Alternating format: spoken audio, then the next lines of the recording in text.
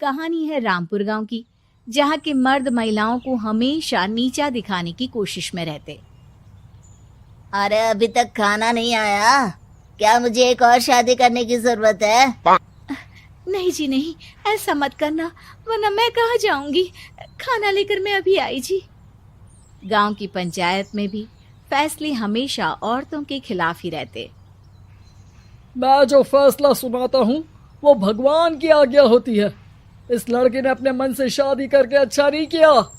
लड़के को घर भेज दो और इसकी शादी इसकी जाति की किसी लड़के से करवा दो, लेकिन ये लड़की, इसे तो गांव के बाहर निकाल दो। नहीं नहीं जमींदार साहब, ये क्या बोल रहे हैं? ऐसा नहीं हो सकता। मेरी बेटी मासूम है, इसे अच्छे बुरे की समझ नहीं है। अरे कहाँ जाएगी ये बेचारी? कहाँ जाएगी? इतनी चिंता है तो पूरे परिवार का गांव निकाला कर देते हैं। बेचारे पूरे बसे बसाए परिवार को गांव छोड़ना पड़ता है। चाहे जो हो, अगर बेटियों को कंट्रोल नहीं कर सकते तो गांव में रहने का कोई मतलब नहीं है। यहाँ औरतों को दब कर रहना होगा। कोई भी अपने हिसाब से कुछ नहीं कर सकता, सब ईश्वर की मर्जी से ही होगा। तभी गांव का एक आदमी दौड़ा दौड़ा आता है। सरपंच साहब, जमींदार साहब, वो कालिया है ना, उसकी बेटी पढ़ने के लिए शहर जा रही है। अच्छा, ये कब हो गया? और कालिया की हिम्मत कैसे हो गई ऐसा करने की? लेकर आओ उसे और उसकी बेटी को। बस फिर क्या था, हाजिर हो जाते हैं कालिया और उसकी बेटी सरपंच के सामने। अरे कालिया, ये क्या सुनने में आ रहा है? बेटी को इंजीनियर बना रहा है तू? और ये बता, गांव में तो स्कूल नहीं है, फिर कहां से इतनी क्लास पास कर गई तेरी बेटी? राधा, जो कि कालिया की बेटी है, उसे लगता है कि सरपंच उसकी तारीफ कर रहे हैं। सरपंच जी, मैंने ऑनलाइन पढ़ाई की है, डिस्टेंस लर्निंग से। सभी में मैंने अच्छे नंबर पाए हैं, जिसे देखते हुए शहर की इंजीनियरिंग कॉलेज में मुझे स्कॉलरशिप मिली है। वाह जी वाह, क्या होती है ये? पहले तो ये बताओ, फिर आगे की बात करते हैं। पूरा गांव राधा की बात सुन रहा था और राधा बोलती जा रही थी। तो ऐसे मैं फ्री में एक अच्छी शिक्षा लेकर गांव में जो कुछ परेशानियां हैं, जैसे बिजली, पानी और इंटरनेट जैसी समस्याओं के लिए काम करूंगी। मैं गांव को शहर से जोड़ने के लिए पुल का निर्माण करवाने का प्रस्ताव रखूंगी। मुझे पूरी उम्मीद है कि जल्द ही हमारा गांव भी तरक्की की राह पर चल पड़ेगा। राधा की बात सुनकर सारे गांव वाले ताली बजाने लगते हैं। सरपंच को समझ नहीं आता कि वो क्या करे। चुप रह नादान लड़की, गांव के खिलाफ जाने के लिए तुझे गांव से बेदखल कर दिया जाएगा, वो भी पूरे परिवार के साथ। और हाँ, अगर ठीक से गांव में रहना चाहती है तो ये पढ़ाई लिखाई छोड़ दे। हम तेरे लिए गांव का कोई होनहार लड़का देखेंगे। तभी गांव का एक आदमी बोल पड़ता है। अरे नहीं नहीं सरपंच जी, राधा बिटिया जो बता रही है, अगर वैसा हो जाए तो हम लोगों को पैसा कमाने के लिए बाहर नहीं जाना पड़ेगा। हाँ जी, और ना ही कोसों दूर पानी के लिए भटकना पड़ेगा। हमारे बच्चे भी अच्छी पढ़ाई कर सकेंगे और आगे बढ़ेंगे, ना कि हमारी तरह खेती करते बैठेंगे। क्यों गांव वालों, राधा बिटिया का साथ देना चाहिए ना।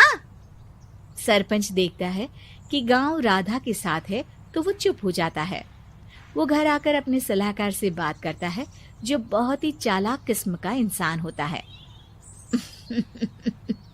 अरे सरपंच साहब, आपको बहुत ही होशियारी से काम लेना पड़ेगा। एक बार गांव तरक्की कर गया, यहाँ के बालक पढ़ लिए तो कोई ना पूछेगा आपको। और फिर ये जो बेटा और बेटी है ना आपके, इनको भी आम लोगों की तरह ही जीवन जीना होगा। हाँ, लेकिन करे तो क्या करे? वो ना आप मुझ पर छोड़ दीजिए, बस मैं जैसा बोलूं करते जाइए। अगले रोज सुबह जब गांव वाले सोकर उठते हैं तो राधा के घर के बाहर और साथ ही वो लोग जिन्होंने राधा का सपोर्ट किया था, उनके घर के आगे लाल रंग से कल आऊंगी लिखा होता है। कल आऊंगी, यह क्या होता है?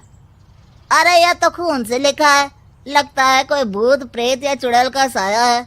चलो सरपंच जी के पास चलते हैं। सभी सरपंच के पास जाकर उसे सारी बात बताते हैं। अरे ये तो बड़ी मुश्किल की बात है। चलो मैं एक बाबा को जानता हूँ, उन्हें बुला लेता हूँ। सरपंच बाबा को लेकर गांव के घर के बाहर जाता है। ओहो, तो ये वो चुड़ैल है जो उन लोगों को निशाना बनाते हैं जो गांव को बदलने का सपना देखते हैं। वो गांव को ऐसे ही संपन्न देखना चाहती है, वो नहीं चाहती कि कोई बाहरी यहाँ का कायाकल्प करे। क्या तुम लोगों में से किसी ने गांव को बदलने की सोच रखी है? तभी राधा की माँ रोते रोते आती है। मेरी राधा घर से गायब हो गई है। अरे कोई तो बचाओ, मेरी बच्ची कहाँ गई?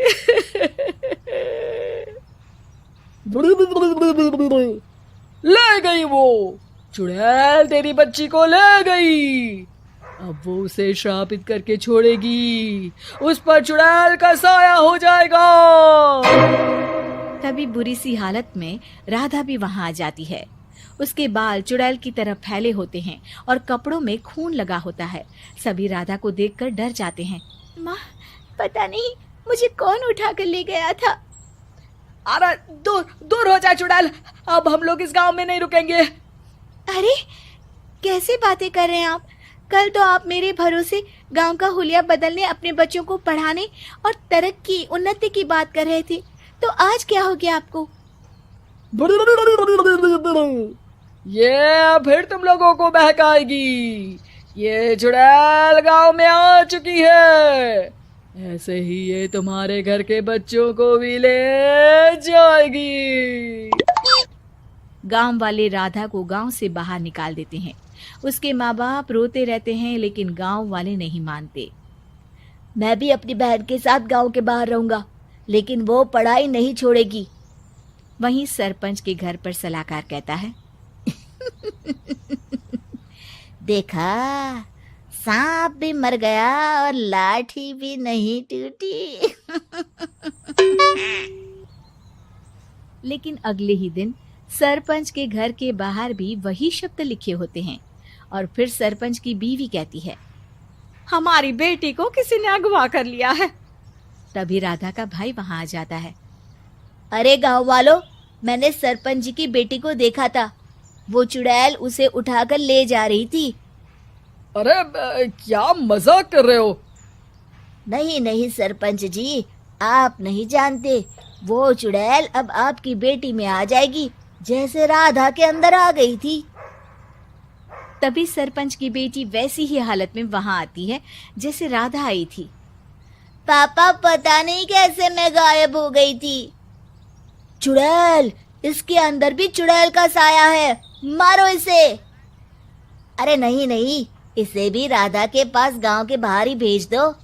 अरे चुप रहो, मेरी बेटी कहीं नहीं जाएगी और चुड़ैल वुड़ैल कुछ नहीं होता है। अरे कैसे बात कर रहे हो सरपंच जी? आप तो बोल रहे थे कि आपका फैसला भगवान का ज्ञान होता है, तो अपने पर बात आई तो अब आप ऐसे बोल रहे हैं। अरे ना ना ना, आपको अपनी बेटी को त्यागना ही होगा। अरे बुलाओ बाबा को। राधा का भाई बाबा को ले आता है, जिसे अब गांव वालों के डर के कारण सच बोलना पड़ता है। मैं कोई बाबा नहीं हूँ, मैं तो मोची था। ये सलाहकार महोदय ने मुझे कहा था एक्टिंग करने को। अब वो मुझे पैसे देने वाले हैं। अब मुझे माफ कर दो। गलती हो गई, मुझे माफ कर दो। तभी वहां राधा आ जाती है। देखा सरपंच जी, जब गांव के बच्चे साक्षर होंगे तो आप जैसे लोगों की चालाकी नहीं चलेगी।